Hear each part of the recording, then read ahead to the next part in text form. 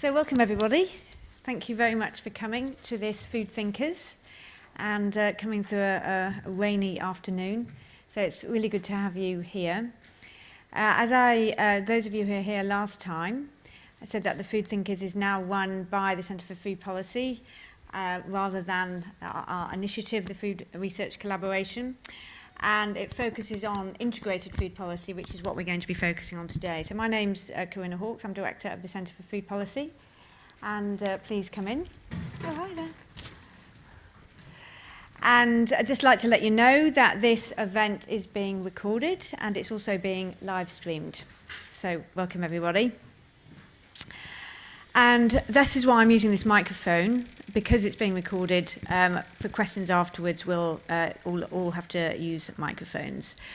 And just to let you know, so I don't forget, if you're interested in tweeting or sharing with the world what you've heard, there's a hashtag there as well as our username, I guess. So, and the Wi-Fi password is on there as well. So, welcome everybody. It is fantastic for the Centre for Food Policy that we've had Professor Renato Maluf visiting us from Brazil. He is a professor in the department, so I can never quite remember this, the Department of Development, Agriculture and Society, and at the Graduate Programme of Social Sciences in Agriculture, Development and Society at the Federal Rural University of Rio de Janeiro in Brazil. And Renato is a lot more than just a professor, though that is very important, and he's an active teacher and academic writer. He's somebody who I met many, many years ago, had the privilege of meeting many, many years ago, and was very inspiring to me, in fact, in the sense of being an academic, but also being somebody who was out there practicing and pushing for policy change. Renato was the president of the National Council on Food and Nutrition Security in Brazil, which is the advisory body made up of civil society and government that had a direct line to President Lula and is still in existence today. Renato is still a member of it, but had his term as president. And Renato had lots of other distinguished characteristics to his career, as including being part of the high-level panel of experts of the UN Committee on World Food Security, which I know from my world is a very eminent thing to be part of. So it's fantastic to have you here. And Renato is going to talk to us about how the intersectoral approach to food and nutrition policy and governance in Brazil was built. And Renato was really very much part of that in his role as president. And he's thought a lot about it since. And of course, Brazil finds itself at an interesting political moment right now. So he's also going to reflect on the changes that have happened over time. And I lived in Brazil for 1 year in 2009, 2010, and I did a project there on one of the laws that had come into being as a result of the work of CONSEA, the National Advisory Council. And Renato was, I think you were the first person I interviewed, actually. And I went to visit him in Rio, which is wonderful, as you can imagine. And I always remember asking him the questions I was asking, and he said to me, Corinna, he said, you've got to remember it all has a history. And you said that very powerfully, I've never forgotten it, that whenever we're looking at policy change and how things happen over time, to look at them just for some isolated event, it just never works like that. Everything always had a history, and I had a great privilege at that time of having the luxury of being able to spend time and actually explore that history, and it's absolutely fascinating. So I'm delighted that you're going to share that with us for some time, for 30 minutes, and then we'll be open for questions. And the purpose of these Food Thinkers seminar really is to reflect and think about these issues. So don't be afraid to share your deepest thoughts and ask your deepest questions afterwards. And I'll say. Thank you. Thank you very much, Corinna. Well, good afternoon to every one of you. Thank you for coming. Thanks to the Center for giving me the opportunity of being here as a visitor, and also this possibility of sharing with you some ideas on the Brazilian experience. Corinna always exaggerates a little bit when introducing me, so please don't have that much expectations. but I'll do my best. I'll try also to deal with this limited English of mine, but I think you will be able to understand what I'll try to say. And I'll try hard to do it in 20 minutes to 25. I'm not used to. I used to speak more than I'm allowed. But Corina will wave me and say 10 minutes to go, and then I rush on. The story that I'm going to tell you this afternoon is about a process of social construction of food and nutrition security in Brazil as both a concept and also a social-political field. So this is an interesting part of it. I mean, we are dealing together. When I say we, it's because I was part of this. So forgive me, it's not out of arrogance that I'm saying this, but as I was part of it, I think I can say we. I'm part of this social political field. And then this is an important aspect of being conceptualizing and practicizing at the same time. So, and that started by when the military rule ended in 1985. This is why we like to say that we are an outcome of democracy. We are an outcome of the redemocratization of the country. Among lots of other social movements that start occurring that moment, related to ethics, related to citizenship. Since the beginning of the 90s, we've made a strong connection between hunger and the lack of citizenship.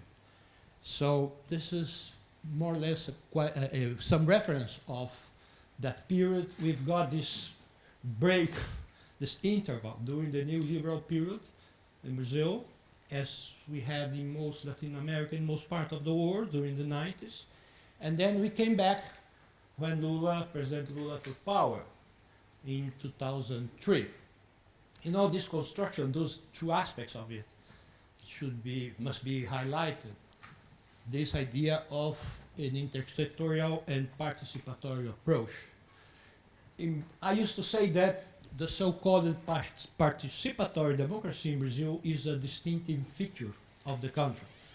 Why distinctive? It's not original, for sure, not even exclusive from Brazil, but it's difficult to understand the country without it, without these references. It is also difficult to understand Lula winning an election in a country like that, like mine, without this element of our formation. The second reference, there are lots of some discussions on this, we could do it afterwards, is that we start with the reference of food and nutrition security, which is not a reference that has that many good references, many good interpretations in the world, a quite controversial one.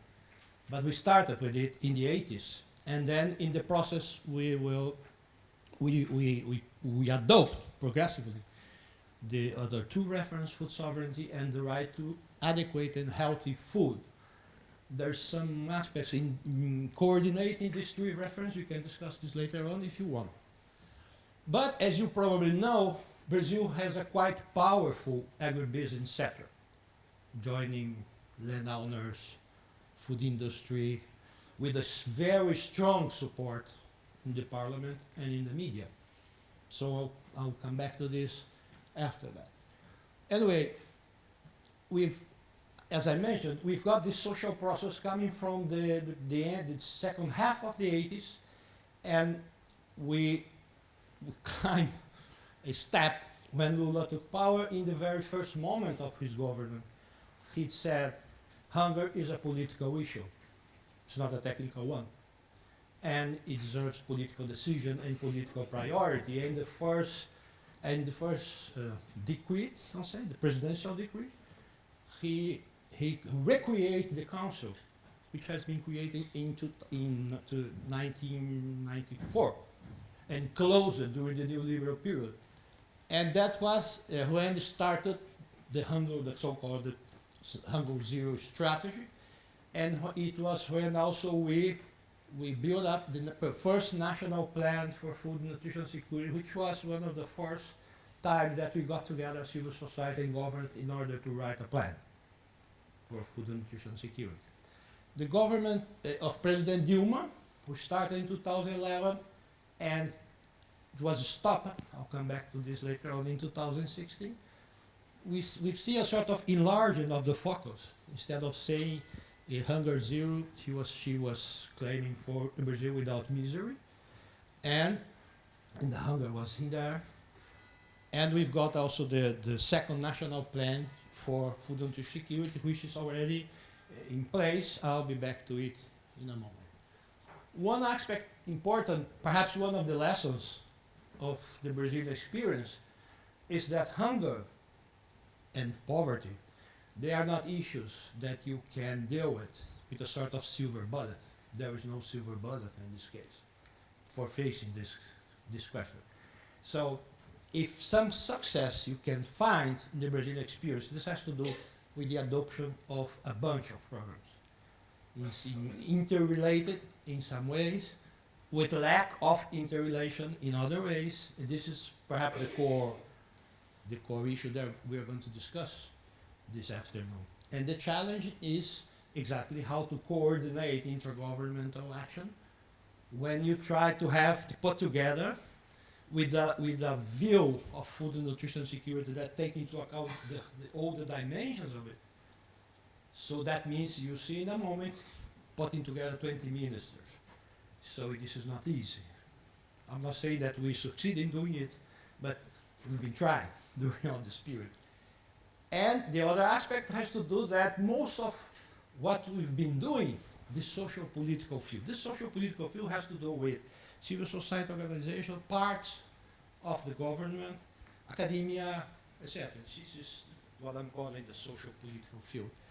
So most of the things that we've been doing during this time there, I take them as sort of acting counter-hegemonically. We've been succeeding in many aspects that most of you probably know, if you take the social data, etc. But I have no illusion that we are a counter-hegemonical field. The hegemony is with agribusiness, large-scale agriculture, food industry, the media, etc. But they've been having some hard times with us, this I can say. As for the institutional framework, this was another important, so one part of our experience has to do with this social embeddedness of the process that started long before Lula's government. The second part is that we tried to build an institutional framework allowing for intersectoral programs and social participation, the two pillars. You say pillars in English? The two pillars of this construction. And that took the form of some legal instruments. The first legal basis. The first one was the organic law for food and nutrition security in Brazil. Organic law means laws that are built for organizing the governmental action. This started with health, the organic law on health, public health, the organic law on social assistance, and we follow the same path. Okay, let's have our organic law. And for the first time, 2006, we have in the Brazilian legal framework a definition of food and nutrition security that has been approved in a national conference in 2004. I'll tell you in a minute what a national conference is. But if you see the definition, I think it's wide enough for taking into account the main aspects. You will never say that Nestlé, the huge corporation who used to say that they do food security, you will never accept a definition like that. Not even most of the international organizations, not even most of the governments that used to say, I've got a policy of food security, but they don't take into account of all of these details. This is why it was not a problem for us to say, yes, we'll keep on dealing with this reference, but with this meaning this. Together with two principles, food sovereignty and right to food. The principles guiding the making of, the implementing of the program. Part of this way of organizing the governmental act in Brazil is we have these systems of public policy. Again, system of the unified system of public health, the unified system of social assistance. So we follow the same path, looking at the experience of our older brothers in health, social assistance, and education, and propose the building up of the national system for food and nutrition security. We have quite different, some different aspects, because we don't have power, effective power on the budget. We made proposals. This is quite different from the health. In the health, they decide on the budget. But this is why their composition is on one-third, one-third, one-third. And you see in a moment that in our case, the composition gives large majority to civil society. This is, we can go back to this on the discussion if you want. So, I was mentioning the two pillars of the system. One is the one that deals with social engagement in policy making and monitoring, the so-called participatory democracy. And that takes the form of councils of public policies. But in this case, council means, because I know that here in UK and other parts, sometimes people use council for naming an organization, for instance. I know that here we have council for food ethics, for instance. In this case, no. Council is part of the structure of the state. It's a public space for social participation. In the case of CONSEA, it's the council. We succeed in having the decision from Lula to put the council in the very presidency of the Republic. Why? Because we want to have the possibility of gathering different sectors. And you won't do this if you are in a ministry, in a sectorial ministry. It's quite difficult. So we are in the presidency of the Republic with this characteristic that I have already mentioned. 1/3 from government, 2/3 from civil society. Now the council is composed by 20 ministers and 40 members, representatives of civil society. And the chair is from the civil society also, which gives some independence, some autonomy to the council to establish its own agenda. I mean, we never accept being a council just to agree with government decisions. The council always tried to have its own agenda. Sure, to be sure, an agenda built in agreement with government inside the council, but an autonomous agenda, let's say. The conference, we organize conference each 4 years. Conference are, we get, the conference have around 1,100 delegates from civil society coming from all over the country. They've been elected in state conference. Brazil is a federative republic, more or less like the US. We have the federal government, the state government, and the municipal government, 3 levels of government. And we've got conference in these 2 levels, and the delegates are elected in municipal conference or regional to the state conference to the national one. In the national conference, you've got around 1,100 delegates, plus some national representation coming from the government, from the council, and observers. So a conference could have around 2,000 people, more or less, each 4 years. And there is an interesting instrument too for monitoring that we used to have in between conference, what we call the conference plus 2 years. In this event, it's a smaller one, perhaps 400 people, 300 people, when we meet to evaluate what the government has been doing during this period, I mean, after the conference. What happened with the proposals that the conference decided, and the government show us what it's been doing, and we just discuss around this. This is a quite interesting instrument for monitoring. The governmental side of the system is called the Inter-Ministerial Chamber of Food and Nutrition Security, gathering the ministries that are represented in the council. And they, among these ministers, you're going to have the social development, agriculture, education, health, environment, foreign affairs, economy, planning, justice, and others. One important aspect is that in the conference, in the council, we try to get representatives from minorities, or in order to express part of Brazilian well-known inequalities. So we have special places for indigenous people, special places for rural black communities. It's called in Portuguese quilombola. They're people that claim to descend from the old black slaves in the past, and also some other sectors. This diagram gives you an idea of the way the system is organized. So we got national conference each 4 years.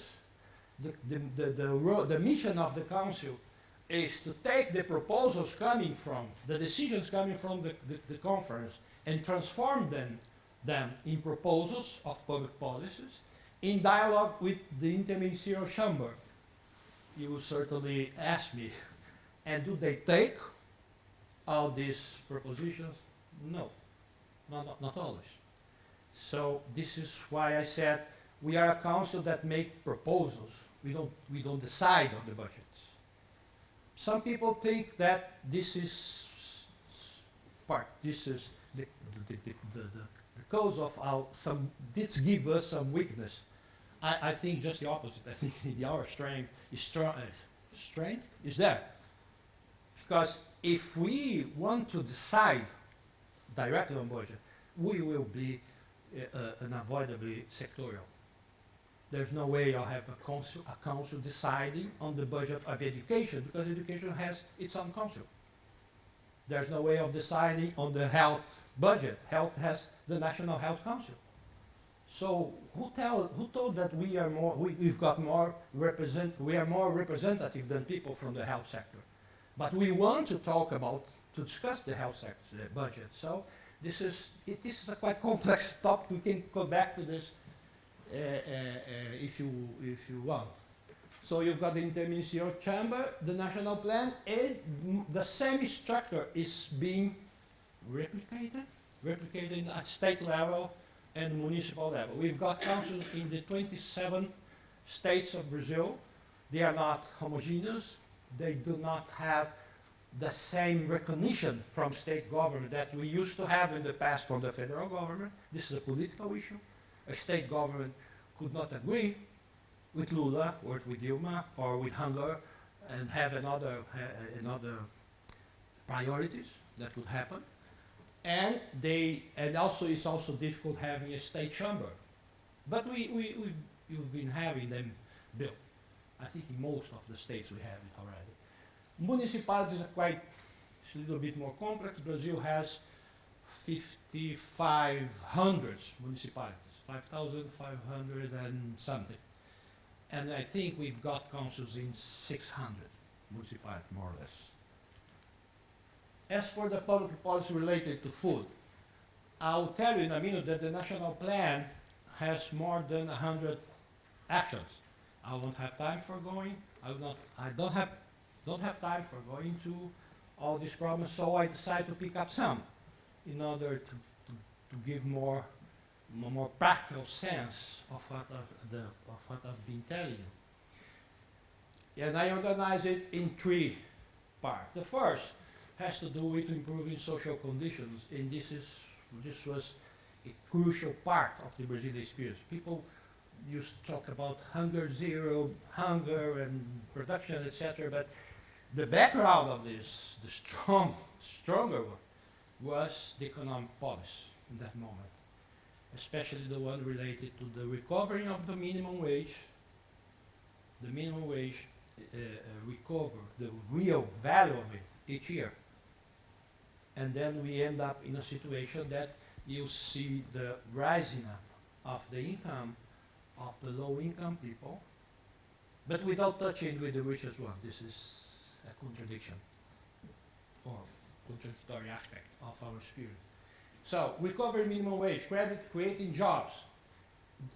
The economists used to call these counter-cyclical policies. Remember that 2008 was the global economic crisis. Well, Brazil keep on creating formal jobs during the whole period.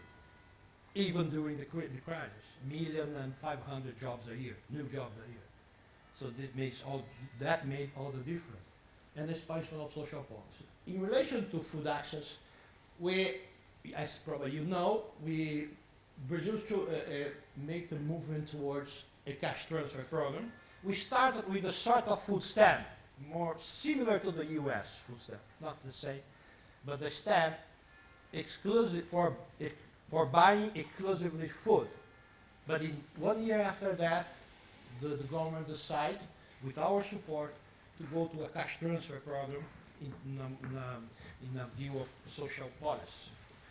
And then one of the outcomes of this is that in 2014, we succeed in getting out of FAO hunger map. I mean, we say this, we are happy to say this, but it's a shame. A country like Brazil, with the capacity of producing wealth, being part of hunger map, is just unbelievable. But it was like this until 3 years ago. So we get out of the hunger map, and we've been seeing significant reduction of extreme poverty, but in a context of highly social inequality. Brazil is one of the most unequal countries in the world. We should never forget this. There is no relevant topic on Brazil that you could deal with without considering inequality. You will say nothing, or almost nothing. You're going to keep on the surface of things. So, to give an example, we've been succeeding, and we can't say that in Brazil there is no endemic hunger anymore. But if you make a survey, which they've been made, in the indigenous community, you're going to find high level of undernutrition, just to give an example. The second part was the support to family farming and poor rural families. This is perhaps one of the most controversial topics in Brazil of discussion. Brazil has officially around 4,500,000 rural farms that is considered family farms, and around 500,000 which are not, which are the how is it, patronal agriculture. Is this patronal agriculture? No? The farm that are The owner. the family farm is owner also, but a small one, and it has this family feature of the farming, not use of a limit for hiring a job, a limit of income, limit of surface, and patronal is French. The agribusiness, to make it easy, what we call the agribusiness. Large-scale agriculture, intensification, monoculture, pesticides, GMOs, whatever you want. Although, in family farmers, you're going to find this also. GMOs, pesticides, etc. We can discuss this later. The third component is diet, nutrition, and public health. We have this reality, that's well-known reality of combining some undernourishment with overweight and obesity. I've got some data on this, I'll show you later on. It's a strong discussion of cultural heritage and biodiversity. And we've been seeing an important social mobilization in Brazil around pesticides, GMOs, ultra-processed food, and food advertisement. I used to say that we've been criticizing the large-scale agriculture model for decades, using environmental arguments. But it's very clear that this criticism has gained some effectiveness when it starts coming from the house, when people start being aware that pesticides does bad things to human health. So you start seeing consumers and media at the top, we should stop this. We should stop poisoning our food. So this is quite interesting, important. I'm not saying that environment doesn't matter. We've been dealing with we've been doing environmental criticism for decades. But what I'm saying is that the health dimension of poisoned food is quite important. It's big, quite important in this question. And our last conference, we decided to make use of a slogan called real food in cities and in the countryside, to discuss which food we are having and which food we are not having. We call it real food. Unfortunately, one of the Brazilian huge food industry make use of real food 6 months after our conference. The one that is the champion of ultra-processed food. I don't have time for going into details in all the programs, so I pick up some of them. First, we can say that in Brazil we've been launching innovative programs.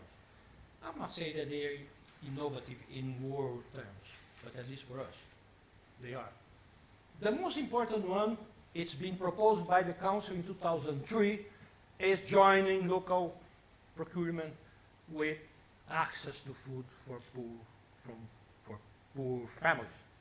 This is, for us, is the most important example of integrated intersectoral.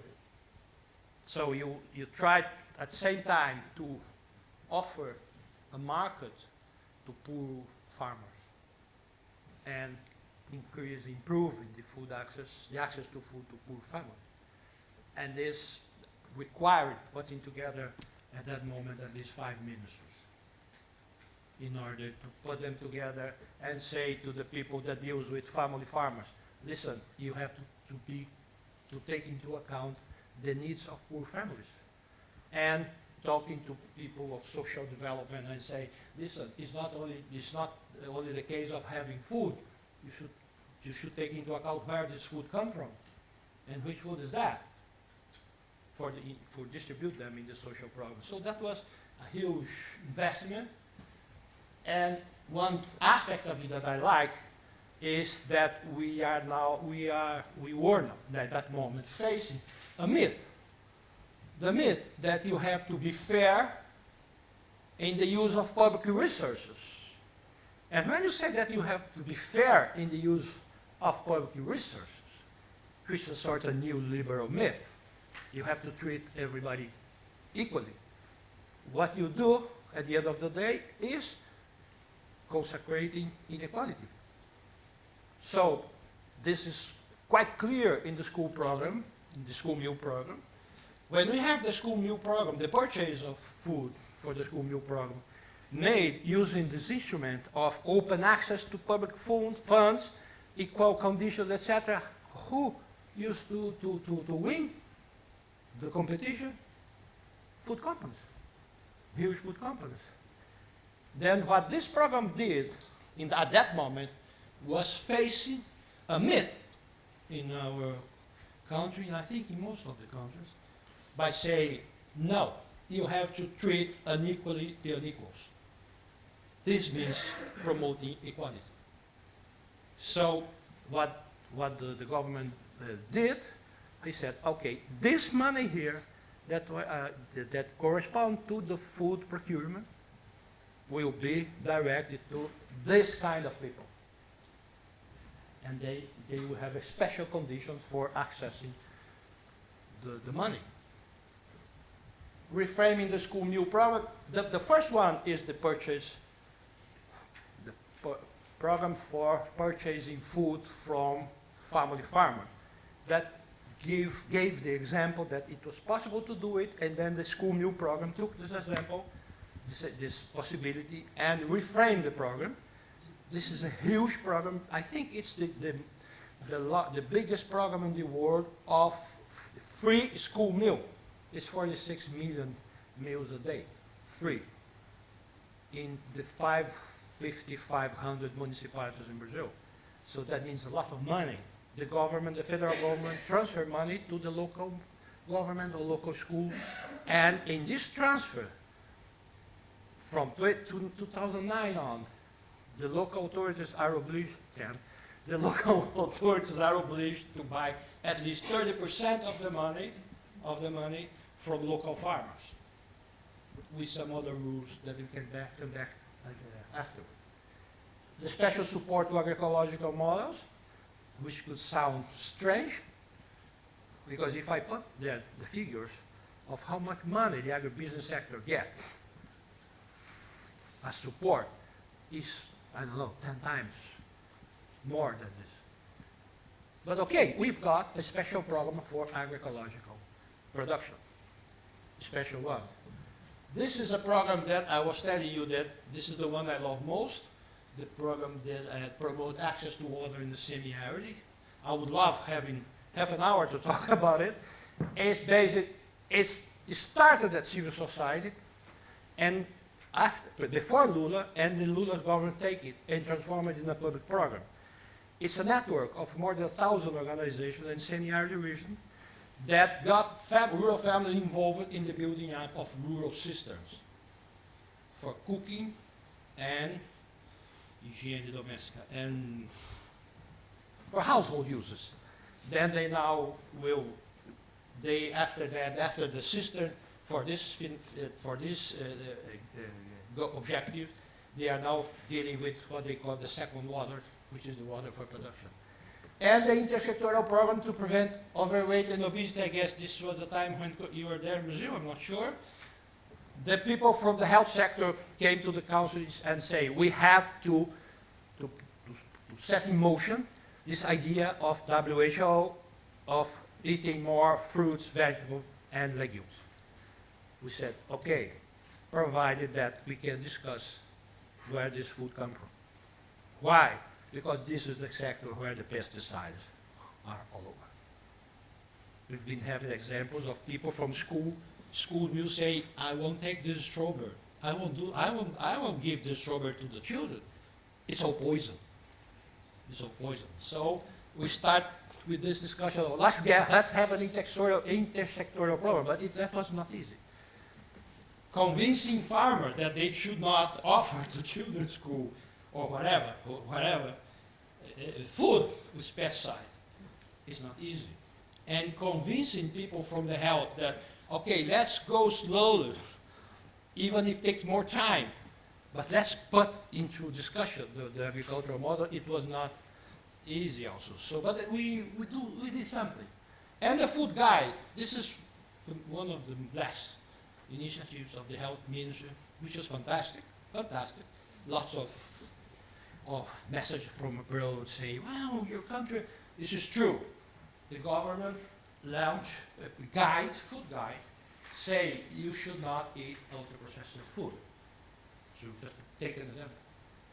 And the food industry tried to impede this and say you should not launch this. And there's just some moment that the ministry said, perhaps we better not. And then people said, no, it should go. It's been launched.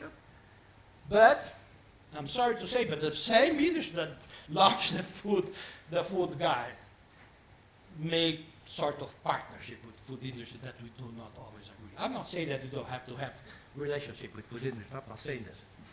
But having a ministry of health, accepting to have the EATS label together with McDonald's for us is just no way. It's quite difficult to accept. Even though that could be an outcome of McDonald's accepting to reduce the component X. I know this is a controversial issue, but anyway. The other aspect is differentiated program. Before the coup, Brazil perhaps was one of the only countries in the world that's got two ministers for agriculture. One for the large scale, another one for the family farmers. So this idea of differentiating programs for special groups is important. And a short mention to this, but I think this is a very important point to discuss. This idea of integrating programs. I've been talking about this with Corina. Where does this come from? Who demands intersectoriality? Is it a pressure, a sort of outside-in dynamics? Could be. Social organizations demanding integrated programs, as the center does, as some part of the academia does. and some organizations. But it's also true that most not, but many social organizations, they have sectorial demands related to their situation, which is just fine. This is life. But it's difficult to think that integrated program will be an outcome only coming from intra-government partnerships. It's quite difficult.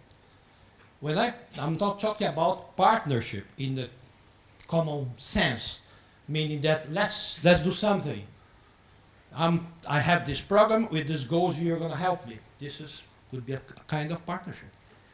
Integrated programs mean sharing goals, budget, and people, servants, and also agreeing about the beneficiaries. You probably know that it's quite common having a discussion around different sectors of the government saying, these are my poors, your poors are those ones. So let me take care of my poors, you're going to take care of your poors.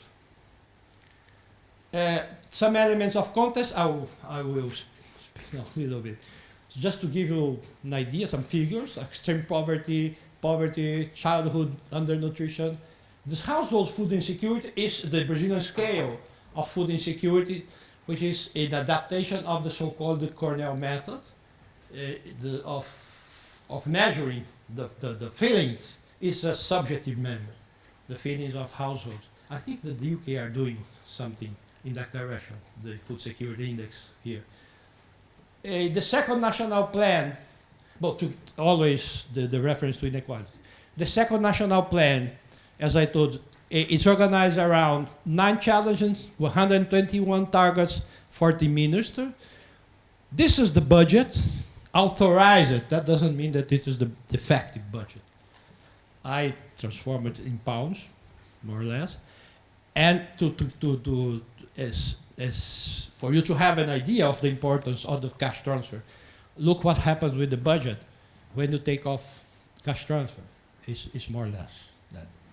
So that means the cash transfer is important part of the total budget included in the national plan. Perspectives.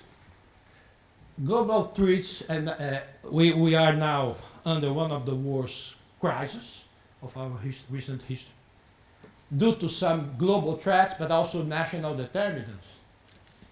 I'm not going deeper in the economic aspects of it. I don't have time for this, because I have to reach the last slides on lessons learned, as Corina asked me. The deepening of long-standing conflicts, they are there. I mentioned this in order to say, okay, there is a crisis of this moment with the coup, but we've got some long-standing conflicts that are part of our society, and they are still there. And the political crisis. The political crisis, it started in 2015, and the more acute moment could be, was what I call, many people call also, it's not, this is not a consensus, a parliamentary coup that ended, impeached President Dilma with no legal basis. There's a whole discussion on this. The fact, and it's becoming more clear as long as the time goes by, is that the ones that impeach Dilma by using moral arguments, ethical arguments, and arguments related to corruption, they are going to jail, one after the other.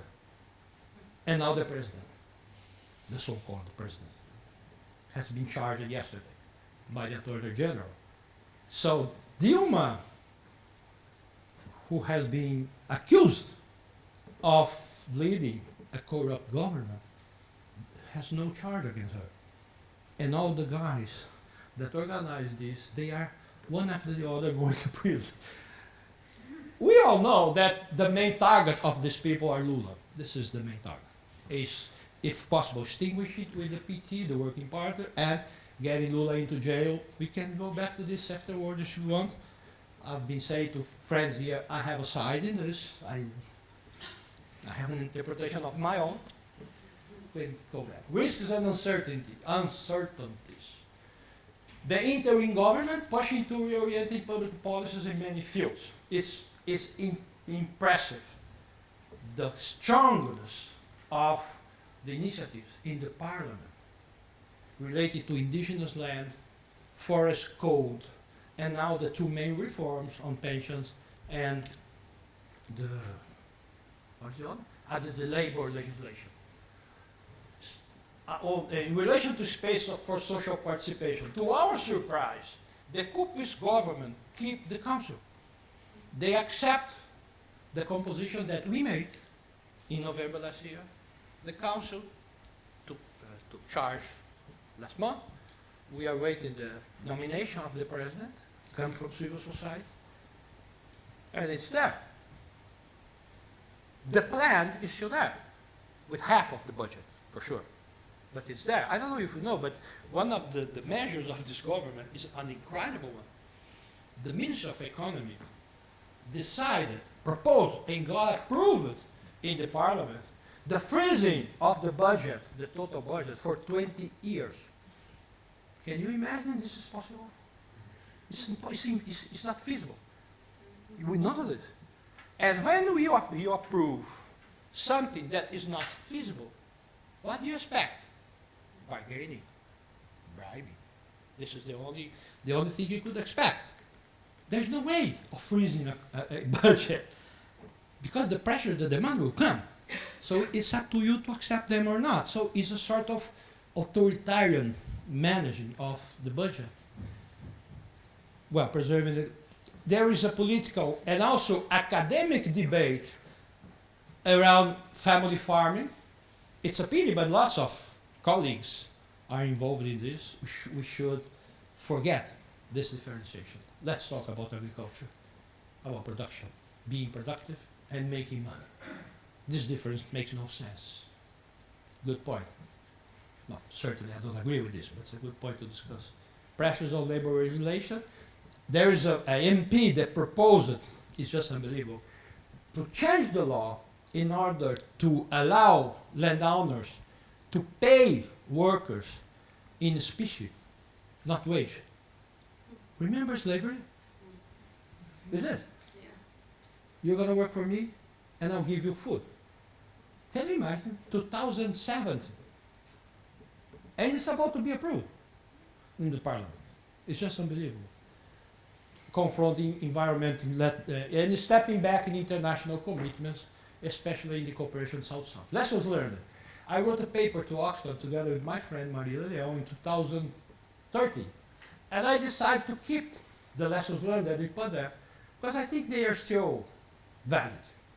Lessons learned. First, social embedding of concepts and principles built through participatory process and subsequently enshrined in legal and institutional framework. First lesson. Second, the development of an intersectoral and systemic approach with a view to design integrated programs and actions. Always taking the three reference, food and nutrition security, food and nutrition sovereign. We start talking about food and nutrition sovereign and security. And some people don't like this, but we've been doing. And right to food. Third, political decision. Even though I said that there is no way of understanding Brazil without this participatory democratic social mobilization, we will not be able to do what we've been doing without political decision. This is clear. So the moment where Lula decides this is a priority and I'll give you space for saying or for proposing your demand, that was the moment when we could occupy the space. Again, that doesn't mean that he accepts everything we propose. That doesn't mean that we agree with everything his government done. 3 months of the council, he authorized the commercialization of GMOs, soybean made with GMOs. We said, no, wait, President, this is unacceptable. but he did. So I'm not saying that we are sort of, how can I say, a happy marriage. It's been happy in very moments, but quite unhappy in others. Social participation, policy making, implementing, monitoring, and control. This is one important aspect, but that's not easy. I mean, governors, ministers, they must be able to accept criticism and to dialogue. And they sometimes accept. They used to go to the council and to discuss their programs. But the second element of this is building capacity among civil society organizations to move beyond specific projects. This is the second part. It's not only a matter of having the space.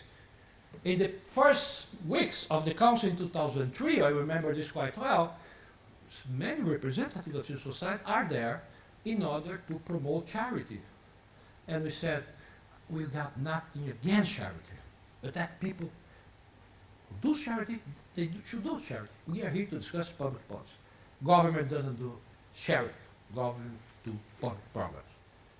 It's got a budget for this. Or saying to a farmer organization, please take into account other concerns beyond your own immediate need, which is legitimate, which is fine.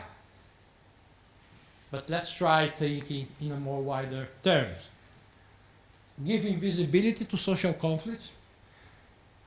This is one of the most important roles of a council, giving visibility to contradictions, to conflicts, to different fields, and opening the space for debate and, when possible, reaching an agreement around them. The other is the autonomous organization of civil society. I passed the time, long time ago. I'm finished, this is the last one. Autonomous organization of civil society. We got in Brazil the Brazilian Forum on Food and Nutrition Sovereignty Security that we created in '98. It's a network, national one, engaging people, organizations, etc. And this network was crucial for the rebuilding of the council and the first movements of it. And there's some other national networks in the council also. So this autonomous organization of civil society is fundamental for the effectiveness of the council. The 7, permanent quest for transparency and accountability, for which political will and technical training have been fundamental. And 8, equating the access to public funds by social organizations in a transparent manner and with social control. Not even Lula's government could sort this thing out. How to allow social organizations to access public funds for their projects. There's a huge discussion on this, either ideological and also practical in terms of how you can do it without compromising the idea of transparency, of equal treatment to non-governmental associations, etc. Sorry for surpassing the time, and this is it. Thank you very much.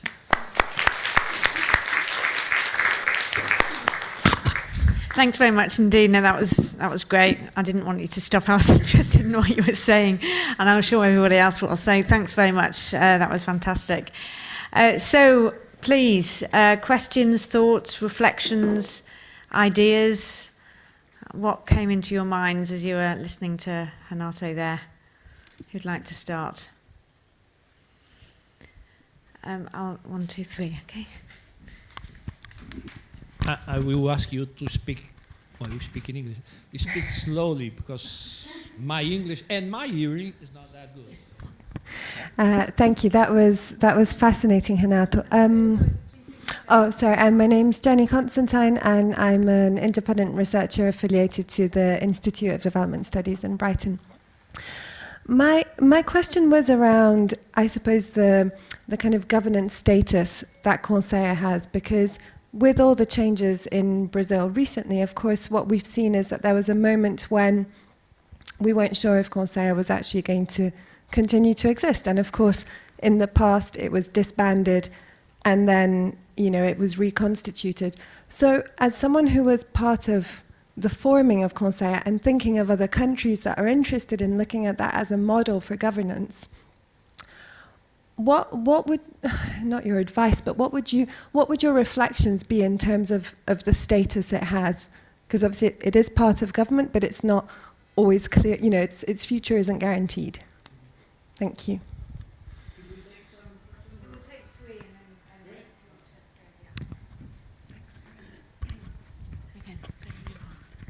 and then Hi, I'm Sharon Noonan Gunning. I'm here at the City. I'm here at the Centre for Food Policy.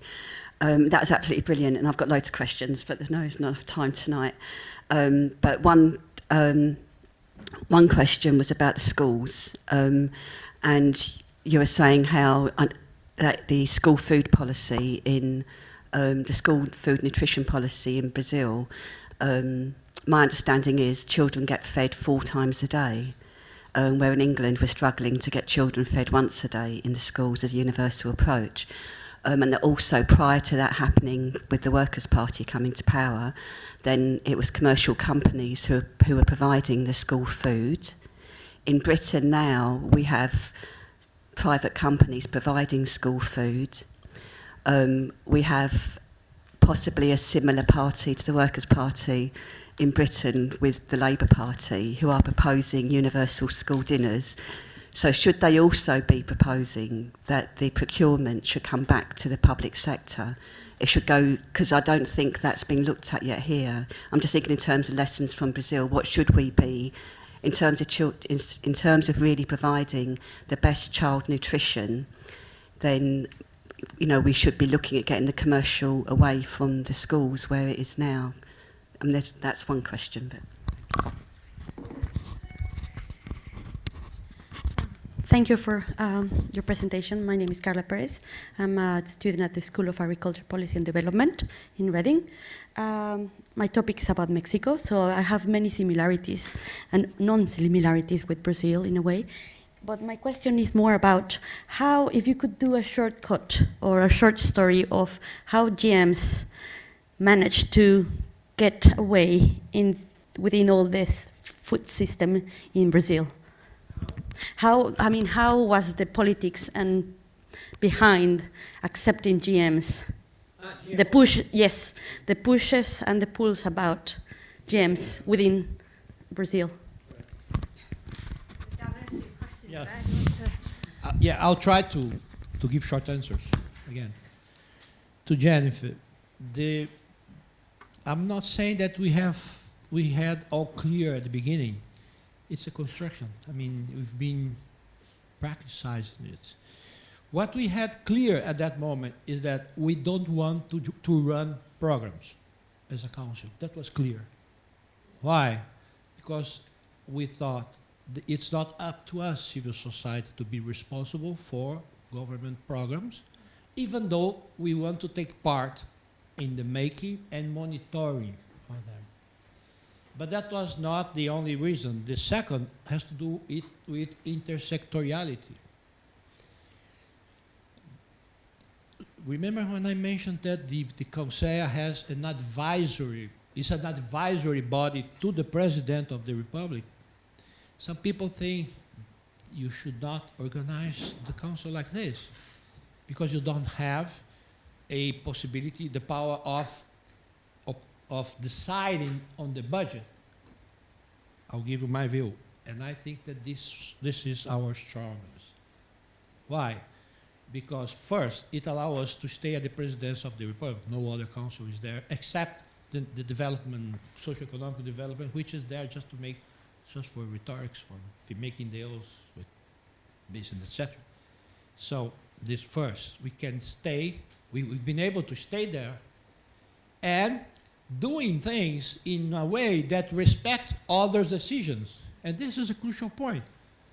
Who is Renato Maluf to decide on the health budget? What are my ability to do this? But I have opinions on the health budget that I want to give. So the question is dialogue. The question is politics in this sense, in a very good sense. So let's the council dialogue with National Council of Health around these topics that we think, let's say, the nutrition element of the health policy. We know that nutrition used to be the how can I say it, a secondary element than the health ministry, which I used to say that it's a disease minister, it's not a health ministry. They deal with disease, not with health.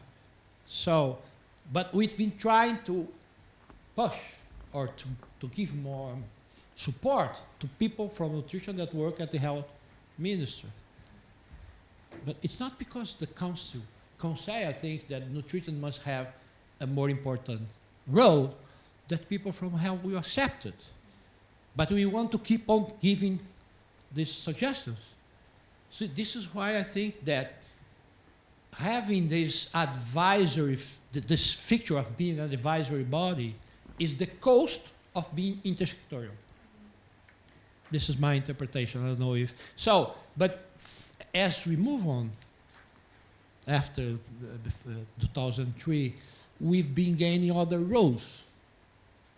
So you see the council more involved in the programs, not directly, but following more closely the national. A different story has to do with the state council and municipal one. In this case, as you go more down in the structure, you get more closer to the acting, the implementing of the program. So the municipal council will be directly involved with school meal program, let's say. So there is this conceptual question first, and then the experiencing of it, and we've been changing the comprehension.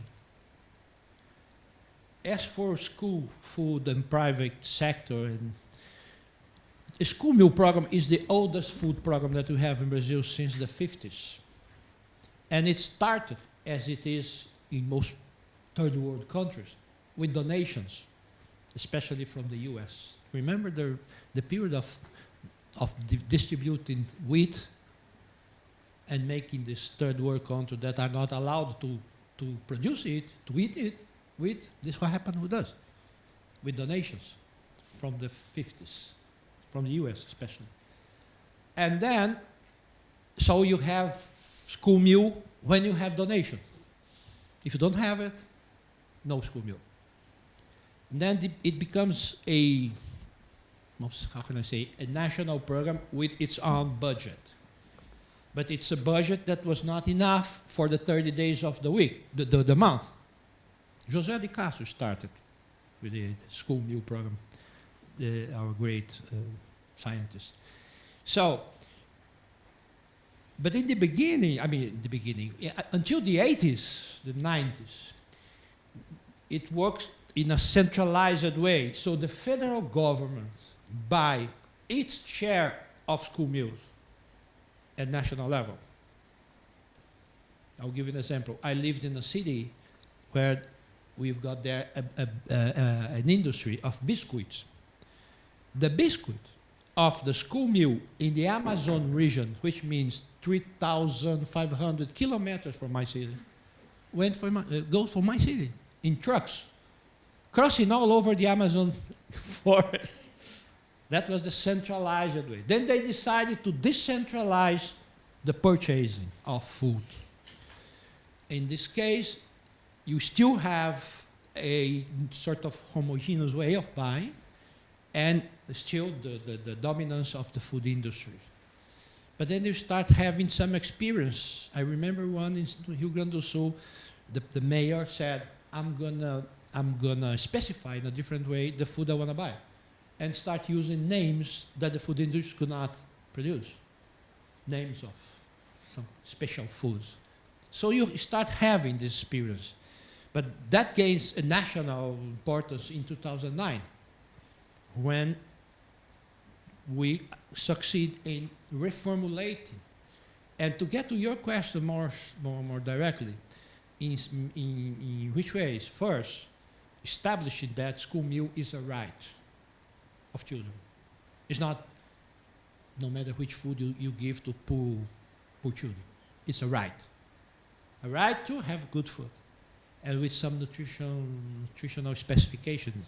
But the federal money is not enough for fulfilling the nutritional needs. The law says that the federal money I can't remember, I don't know if Corina remember, the 30% of the nutritional requirements, dietary requirements, 30%, a third. The federal money should be enough for providing, I guess, a third of the nutritional requirements of children. That means that two things could happen. First, if the locality doesn't have money to top up this federal money, you won't have school meal the whole month. Or the local authority puts money on this to supplement the federal one. On private companies, and when we start having this decentralization, the participation of local producers start gaining importance. But perhaps the main controversial, it's not controversial, critical point is, I don't know the English for terceirização. Como? Outsourcing. Outsourcing. Yeah, I know outsourcing. I don't know if it fits well. Fits well? The outsourcing of food from private companies to provide the meal, the school meal, using public money. What's the argument? What are the arguments? First is efficiency.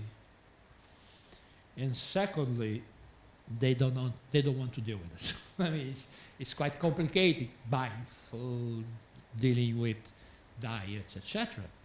And this is important in Brazil. I would not say that it's a majority because it's not, but the new law impedes this, saying this money should not go for private hands. But many mayors do this in order to transfer responsibility to the private sector. And we say this is not doing policy, this is doing business. School meal became a business, not a public policy. I'll tell you an example. The ex-governor of Rio, this one that is in jail now, we have a meeting with him years ago, and he said to me, "Professor, I arrived at power and I found out the corruption in the school meal program. But I got the solution." Which is, Governor? I privatize it, outsource it. 6 months after that meeting, the justices are against the process because of corruption in the purchasing of food from private companies. So it exists. It's important in some cities, but I won't say that it's majority. No, it's not. And first, and last, for the GMOs, it's a quite... Yeah, we want to have some more questions, so I can imagine you could talk on this for hours. Well, I'll try to make it short. You know the tragedy of this? You know the way GMOs get into Brazil from the hands of family farmers of the south. Family farmers from the south, coming from Argentina. And the reason was it's costless. I mean, we don't have too much work to do. It's easier. And in the future, we're going to use less this, and this. 4 months of Lula's government, and we've got, I don't know how many thousands of tons of soybean produced. And a law saying it's forbidden to commercialize and authorize it. So it's giving an example of the power of the agribusiness sector in Brazil. They are most powerful. And they've got the Minister of Agriculture. So who are against? Civil society, some businessmen that knows that China won't accept GMOs, or Japan won't accept GMOs, or perhaps Europe won't accept. So market reasons. Some of them for environmental reasons also. But who are most against are mostly from civil society, and an important mobilization on this. Thank you. Okay, everyone at the back here, and then Casey. Say your name. Thank you. Thank you, Professor. It is a fascinating talk. Thanks a lot for the insightful, policy within Brazil food system. My question is following. especially in the context of Brexit, let's take one example of soya. In the UK, we depend around total 70% of the soya import UK does is from Brazil. And then how do you see the soya production in the context of Amazon deforestation?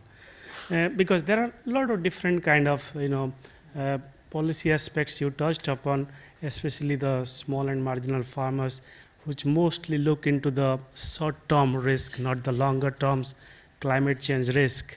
So how do you see that, what kind of policy things in place in terms of Amazon deforestation and soya, for an example? Thank you. Oh, sorry, I didn't say my...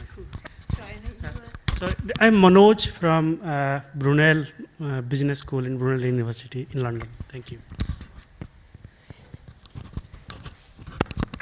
Thank you, that was fascinating. I'm Katie Cooper, I'm a consultant in chronic disease prevention, and I also have a long-standing interest in human rights, which is what my question's about. Just very briefly, how does the human rights framework in Brazil... Please, slowly, please. Okay. I'm interested in human rights, that's my background, as well as the prevention of chronic disease. So my question is, how does the human rights framework within Brazil strengthen what it is that you're trying to do with the food security agenda?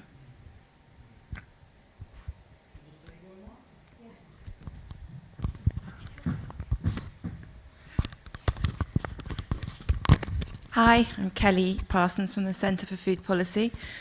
I was hoping you would be able to say a bit more about the dynamics between the different ministries that worked on the council with you in terms of where their different objectives aligned and where they did not, and how you worked around that in the council, please.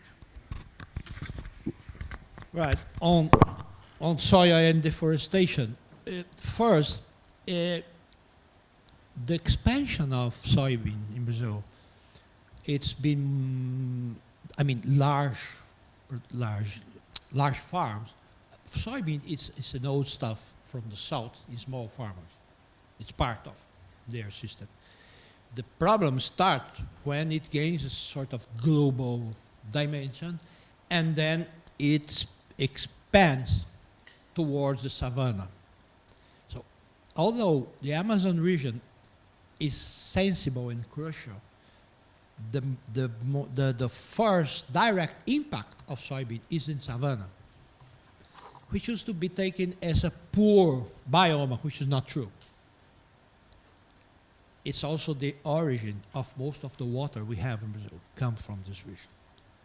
And I'm talking about large plantations. I don't know how much you know about Brazil, but you can have farms with up to 200,000 hectares, 300,000 hectares, one farm.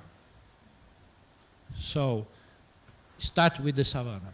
The relationship between soybean and the deforestation is not direct. As far as I know, what happened is that the expansion of soybean pushed the livestock to the north. And again, I'm not talking about the growing of small animals. I'm talking about farms with livestock. I don't know. They could have thousands of cows, thousands and thousands. Enormous, enormous.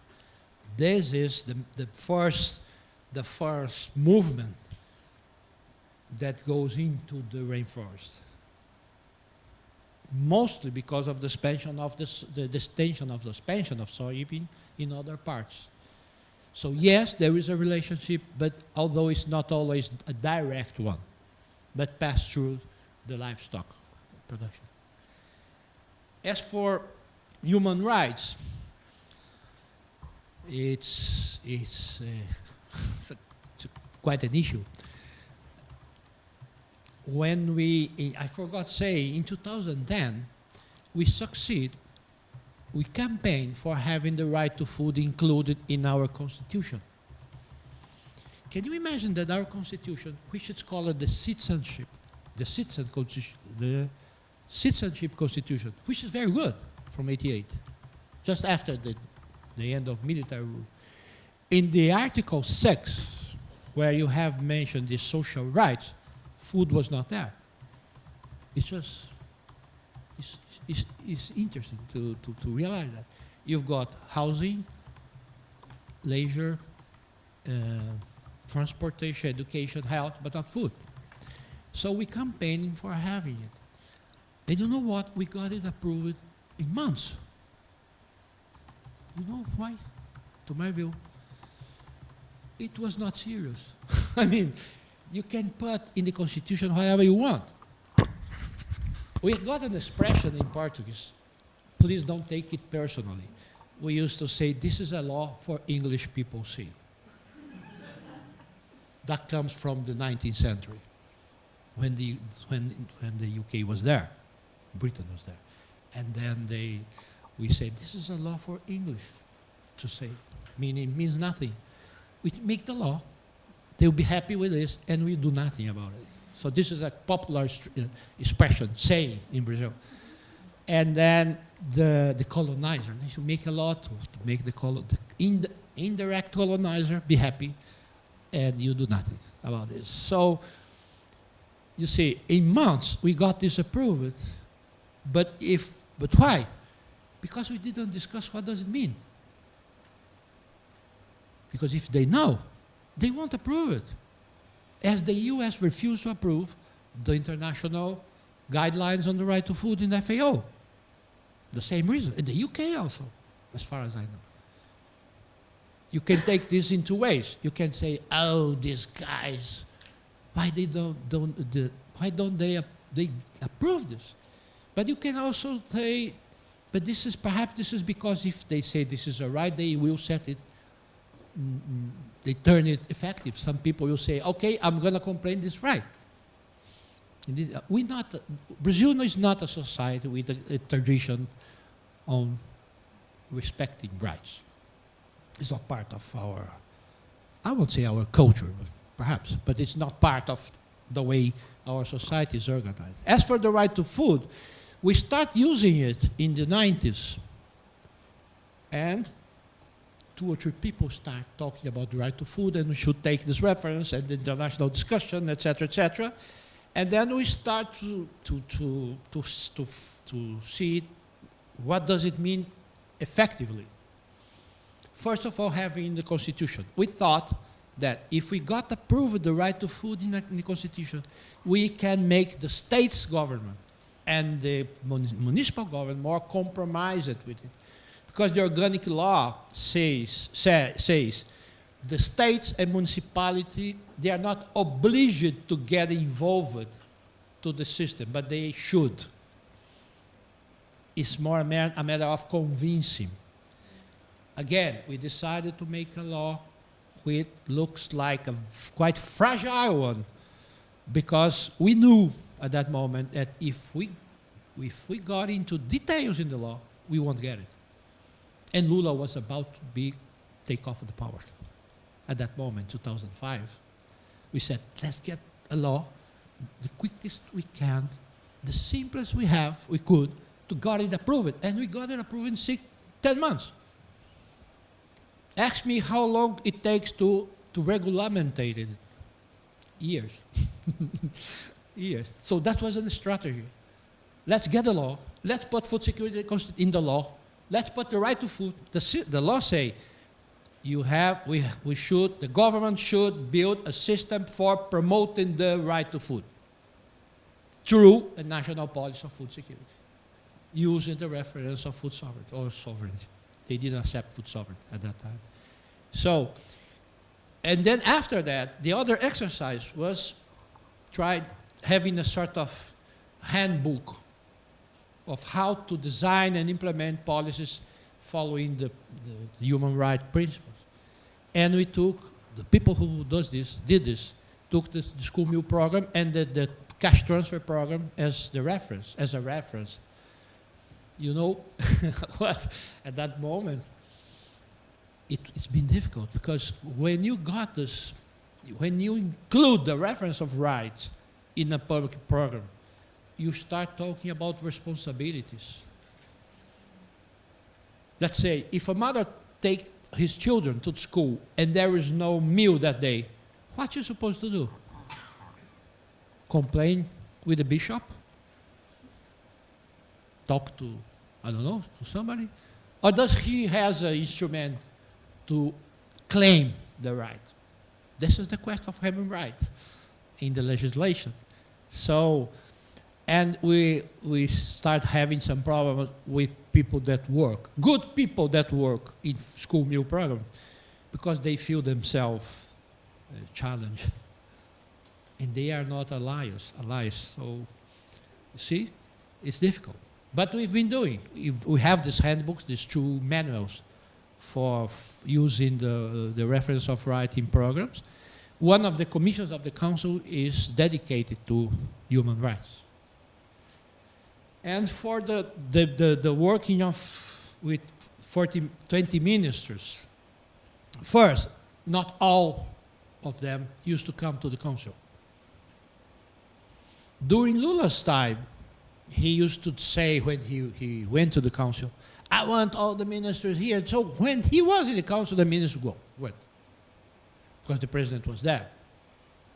But it was not, I mean, I would not say that all the 20 ministers are equally engaged in the policy. This is first. Secondly, some of them are against, like the Minister of Agriculture. They represent the agribusiness sector. Or like the Minister of Justice in relation to the indigenous question. It's part of the structure of the Minister of the Justice, the Council.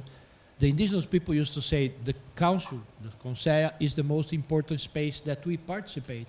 And they say this even though they have a Council for Indigenous Policy. Because nothing happened there. And in the Council of Food Security, they are close to the President of the Republic. So not all ministers participate in the Council. Some of them are against, and some are our main allies. So they use the Council, and we are happy to be used. This is what we want. Please use us. Use the space and the visibility of the space in order to increase your capacity to pressure the government.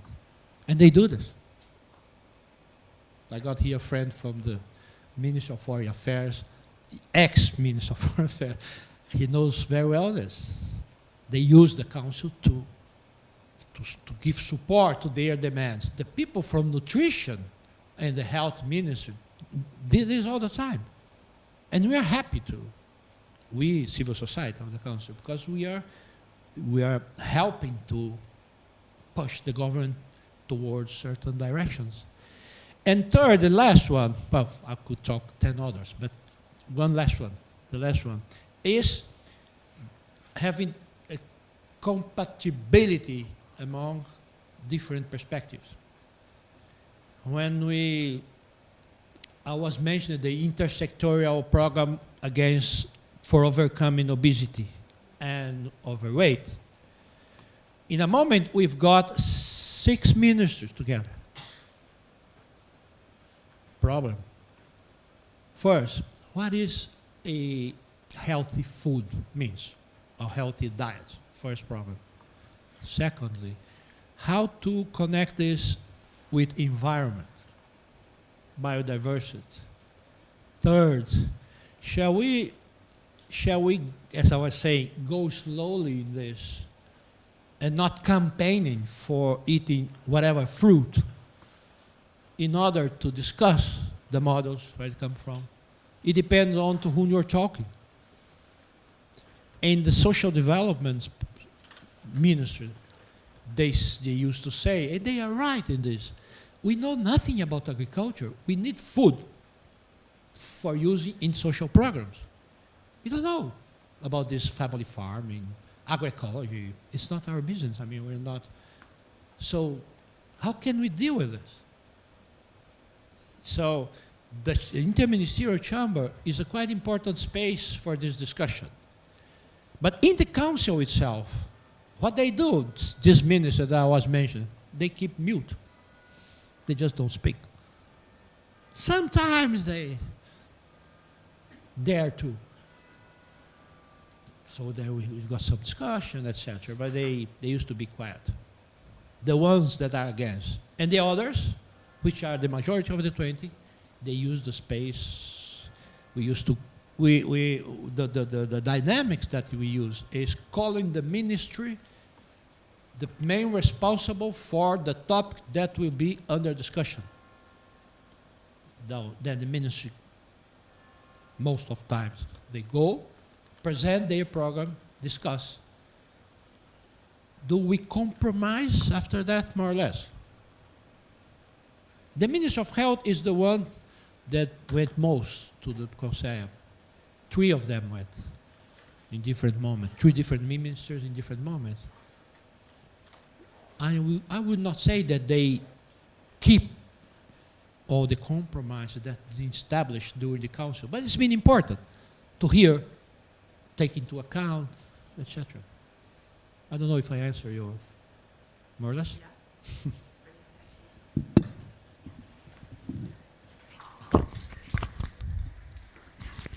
Thank you. You'll have heard the clock go. It's now 6 o'clock. Would you be okay to stay around for a bit if people want to talk and ask you other questions? I told you I can speak for 30 minutes more. Don't give me the chance. I'm going to take my prerogative.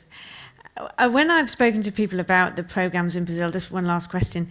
How do you say, the people who are more technically focused, people who are more technically focused, who aren't particularly political in the way they think about nutrition problems, and they're often always thinking about money, about donor money, international money that goes in to fund programs on food and nutrition. Your program was funded through a domestic budget, and you showed some of the numbers there, which are pretty high. What we don't tend to hear about is the political process of budget allocation. Without that money, there wouldn't be money for budget allocation. Like a decision was made to allocate budget, and that has been maintained through all these years. And if you could just say a few words about whether CONSEA was actually involved in that, whether civil society was involved in that, whether it was just a political decision based on votes or whatever. Well, 3 things. First, in the very beginning of the council, we decided to create an instrument for monitoring the budget.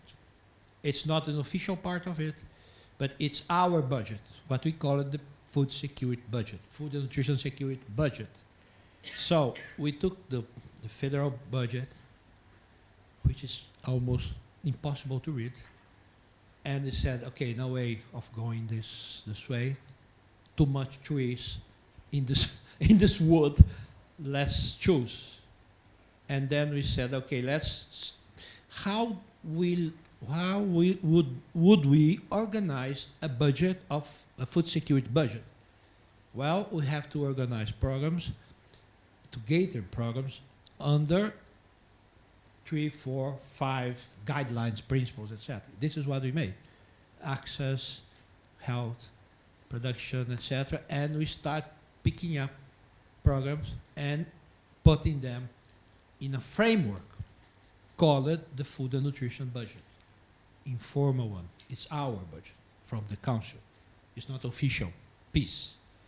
And based on this, every year we discuss with the government the allocation of funds. The second thing, how it works. The government start discussing this. Brazil, the fiscal year in Brazil runs from January to December.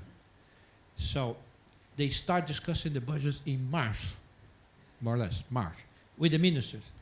Say, okay, let's do the budget for next year. So start discussing in your ministry and then send me your demands. And I'll try to put them together, take into account the limits, the expectations on the growth, on the fiscal what? Arrecadação. How is the federal incomes, etc. Right. So in this moment, between March and June, we asked somebody from the Ministry of Planning to go to the Council to present us the main guidelines. And then we discuss. It's not easy. We don't have in the Council, I must say this. We've been competent in organizing this budget, this informal one. It was one of the good things that the Council did.